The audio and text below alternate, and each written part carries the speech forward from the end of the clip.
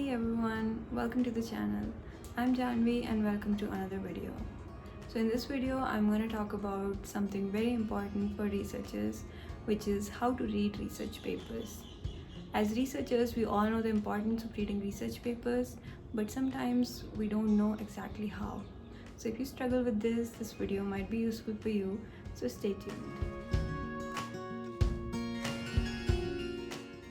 So the first challenge that we face is how to find a good research paper in the first place. So as we all know that Google Scholar can be a really good tool for finding research papers, but sometimes it can be biased towards the highly cited papers and also the newly published papers. So it may not show you the older papers sometimes. So while Google Scholar can be a good tool for finding research papers, you should not entirely rely on that. So what other tools can you use for finding good research papers? So first and foremost, I would suggest talk to people in your field and talk to your seniors and ask them what are the good classic papers in the field. And after that, once you know what are the big shots of the field, you can just look up their research papers. And you can also start with reading a review article and go into the citations, and that is another place where you can find good research papers. And other than that, in Google Scholar itself, you should go back like before 2000 and read older research papers just to get the idea of how science used to be done decades ago. And not just that, sometimes some really good papers are written like decades ago and we miss them, we miss that research. So we should also go through the older papers. Now, once you have the paper in front of you, how exactly do you read it? Do you really go line by line and read every single word? And how do you even know if it's a good research paper or not? So the first thing that we read about a paper is the title, which gives you the idea about what the paper is about. And after that, you can look at the keywords and the abstract to get the broad view of the paper. And if you think you're still interested in this paper, there is a way to efficiently skim through it instead of going line by line. What you can do is you can read the introduction if it is a new field for you, but if you already have a good idea about the field, you can directly just jump into the last paragraph of the introduction where the authors would have clearly stated their question and what they have done in the paper. And after that, you can just go through the figures, because some papers have the captions of the figures written very well. So just going through the figures can give you a broad idea of the results.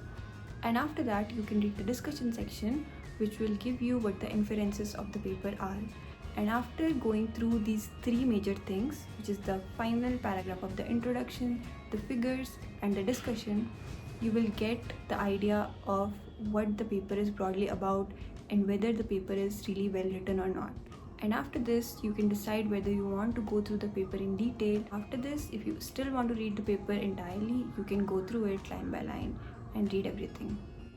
And you should also look into the supplementary section, because sometimes papers might have some interesting videos into the section where you might get even a better understanding of the paper. But the next question that comes is that, is reading this paper enough? Do you just simply believe what's written in the paper? I think one of the most important part of reading a research paper is also being able to criticize it.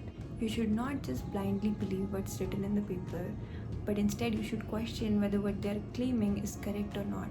Did they answer the question correctly that they set out to answer? Are the methods legitimate? Is the question that they're asking even worth asking or not? You should read every single detail of the paper to understand whether this paper is well written or not.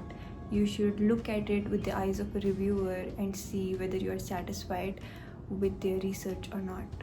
And if it is an experimental paper, you can check things like whether they had a good control of their experiment or not, whether there was a proper null model or not.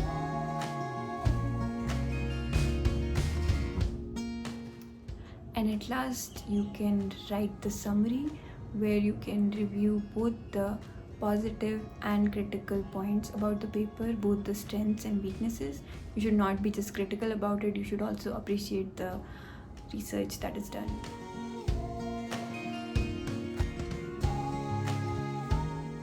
And at the end, one of the important part is keeping track of the papers that you're reading, for which you can use Zotero, which allows you to make your own library. It also allows you to make highlights and notes in your paper.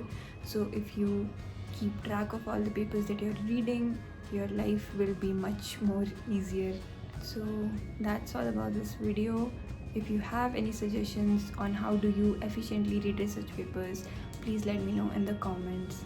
And I would like to acknowledge that most of the content of this video comes from the lab meeting that we had last week on how to read research papers. And thank you to my supervisor for coming up with this, and all of my lab mates who gave their useful feedback during the meeting based on their own experience. So I was able to compile all of these points and make this video. You can also check out this article on our lab website for more details.